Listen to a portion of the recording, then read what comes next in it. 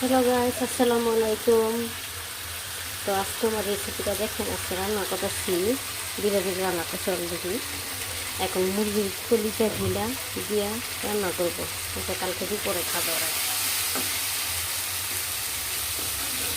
তো দেখেন এটা পছন্দ হয়ে গেছে, এখন এগুলো দিয়ে দিলাম। কেমন হয়েছে আমাকে বললেন কমেন্ট করে।